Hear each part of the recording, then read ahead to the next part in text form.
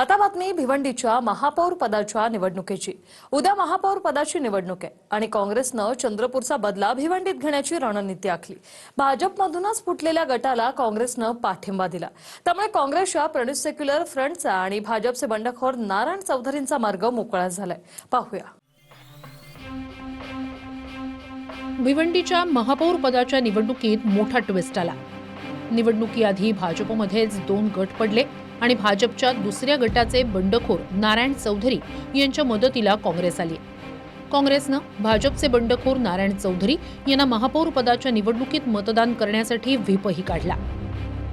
Secular फ्रंटमध्ये त्यांचा समावेश करण्याच्या अनुषंगाने त्यांनी घेतलेली जी भूमिका आहे त्या भूमिकेचा मी स्वागत करतो। स्वागत या अर्थाने करतो की त्यांनी भारतीय जनता पक्षच सोडलेला नाही, तर भारतीय जनता पक्षाचा विचाराचाही त्याग करून आता ते सेक्युलर फ्रंटमध्ये आलेले आहेत। सेक्युलर फ्रंटमध्ये त्यांचं स्वागत आहे। आता महापौर पदाकरता नारायण चौधरी यांचाही अर्ज आहे।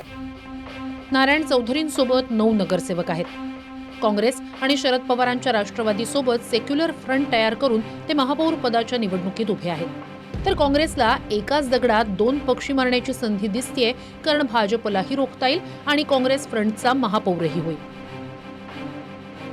भिवंडी महापालिकेचं एकूण संख्याबळ आहे 90 नगरसेवकांचं, पण भिवंडीकरांनी कुणालाही बहुमत दिलेलं नाही। बहुमताचा आकडा हा 46 नगरसेवकांचा आहे।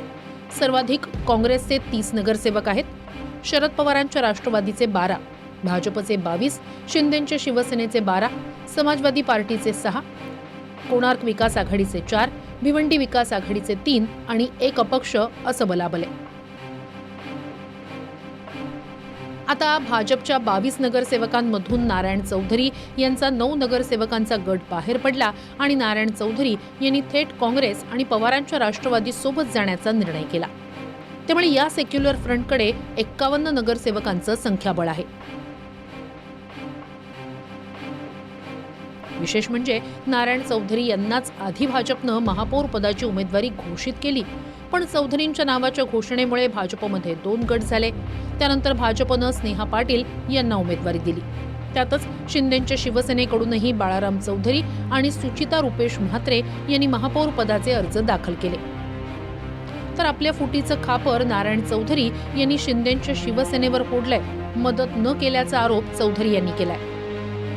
मी आज 10 दिवसापासून सहयोगी पार्टीशी संपर्क करतो।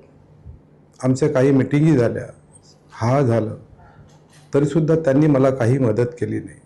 मी आज एक डिसिजन घेणार आहे की मी भिवंडी सेक्युलर पार्टीच्या बरोबर चर्चा करणार आहे। मी ह्याकरता आपल्याला इथे बोलवलेलं आहे। ज्या प्रकारे त्यांनी जो निर्णय आता जाहीर केलेला आहे की आम्ही सेक्युलर फ्रंटच्या बरोबर चाललेलो आहे, ते भिवंडीचं दुर्दैव आहे। आणि शिवसेना पक्ष जो आहे तर ज्यांना शब्द दिला त्यांना शब्द पूर्ण करणारा आतापर्यंत भिवंडी शहराचा इतिहास आहे। आणि अशा प्रकारचं जर महापौर पदाच्या उमेदवारच पळून जात असेल पक्षातून तर दुर्दैव आहे। मला संपूर्ण या प्रकरणाची माहिती नाही, पण मी एवढं सांगेन, जो फुटून जातो तो भाजपवाला नाही।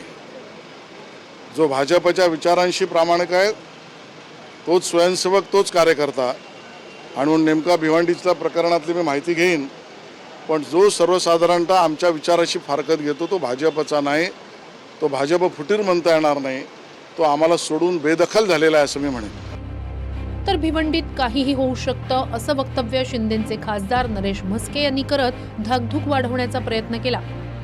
भिवंडी के बारे में मुझे कुछ मालूम नहीं है, लेकिन भिवंडी में कुछ भी हो सकता है। वो भिवंडी का इतिहास है, इसीलिए कौन किसके साथ है, कौन किसका उम्मीदवार है, कुछ समझ में नहीं आ रहा है। इलेक्शन के दिन ही मालूम पड़ेगा। शिवसेना युति के साथ है। चंद्रपूरमध्ये सर्वात मोठा पक्ष असूनही तिथे वडेट्टीवार आणि धानोरकर अशा गटाचा फायदा भाजपनं घेतला आणि महापौर केला। त्याचा बदला भिवंडीत घेण्याची तयारी काँग्रेसनं केल्याचं दिसतंय। संजय भोईर, TV9 मराठी, भिवंडी।